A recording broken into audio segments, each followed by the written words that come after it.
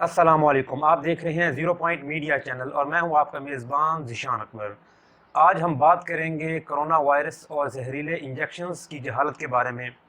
हमें इस वक्त कोरोना से भी मुहलिक बीमारी यानी कि जहालत का सामना है और इस बात में कोई दो राय नहीं कि कोरोना एक जानलेवा वायरस तो है, मगर इससे भी ज़्यादा मुहलिक है अवाम का जहल, अफवाहों और सुनी सुनाई बातों पर यकीन रखना। शायद ये बात अभी तक हुकूमती हलकों तक ना पहुंची कि कोरोना के हवाले से क्या क्या अफवाहें फैलाई जा रही हैं, और जब तक पहुंचेगी तब तक बहुत कुछ हाथों से निकल चुका होगा। मुल्तान के दूर दराज देहात से मेरे एक दोस्त का कहना है कि उनके गांव में ये खबर उड़ा दी गई है कि पाकिस्तान भर के छोटे और बड़े अस्पतालों में हुकूमत ने डॉक्टरों को जहरीले इंजेक्शंस की वाफर मिकदार जो है वो मुहैया कर रखी है, और डॉक्टर्स को ये हदायत भी दी गई है हुकूमत की जानिब से कि हर नए आने वाले मरीज़ को जहर का इंजेक्शन लगा दिया जाए।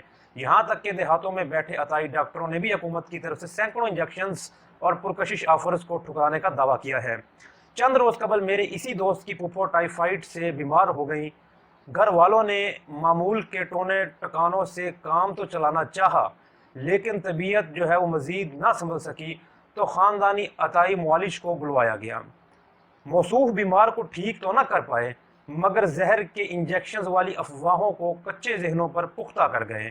फिर इस तरह लोग सिलसिलावार बीमार पुरसी के लिए आते रहे, और जो भी औरत बीमार पुरसी के लिए आती वो अपने साथ दो चार आंखों देखी अमवात का किस्सा ज़रूर लेके आती जो जहर के इंजेक्शन से वाक़या हुई हों। वो एक हफ्ते तक घर के बिस्तर पर खाली आंतों के साथ मौत से लड़ती रही, और घर वाले ये समझते रहे कि अस्पताल में मौत उसके इंतज़ार में खड़ी होगी।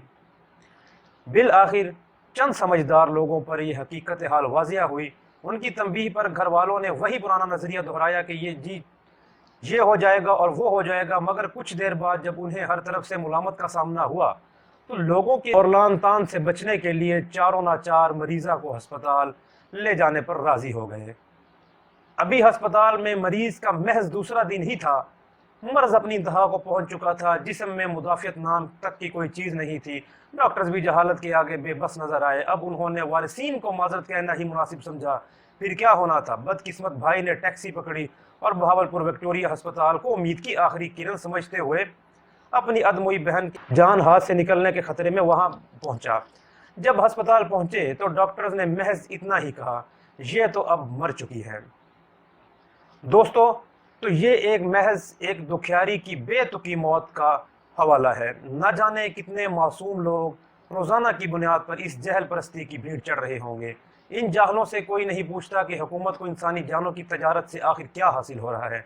चले मान भी लें हुकूमत बेरहम है, जालिम है, तो क्या मुल्क भर के लाखों डॉक्टर्स में से कोई भी मुसलमान नहीं जो इस कत्ले आम के ख़िलाफ़ आवाज़ उठाए?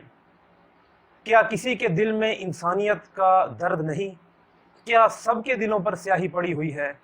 अरे जाहिलो, इंसानी जानों से डॉक्टर नहीं तुम खेल रहे हो। तुम कातिल हो उस माँ के जिसके बच्चों को अब भी नहीं मालूम कि उनकी माँ किस बीमारी से मरी है। आखिर तुम लोगों को मिलता क्या है ऐसी झूठी अफवाहें उड़ाकर? किसी होटल पर जाएं, चाय के फट्टे पर बैठें, या कहीं कोई फौतीदगी हो जाए, हर जगह तुम्हारे झूठे नुमाइंदे अवाम में गर्दिश करते नजर आते हैं और डॉक्टर्स का खौफ फैलाते नजर आते हैं। तुम्हें खुदा का वास्ता है, खुदा से डरो, झूठ और खौफ फैलाने से बाज रहो। मेरी हुकूमत पाकिस्तान से हाथ जोड़कर दरख्वास्त है कि ऐसी झूठी अफवाहों के तदराक के लिए कोई अमली इक़दाम करें और अवाम में मजबूत कोरोना आगाही मुहिम चलाएं, ताकि लोग इन झूठे नुमाइंदों से बदजन हो जिनकी वजह से कई घरों के चिराग बुझ गए। तो दोस्तों, मिलते हैं अगली वीडियो के साथ। Thanks for watching.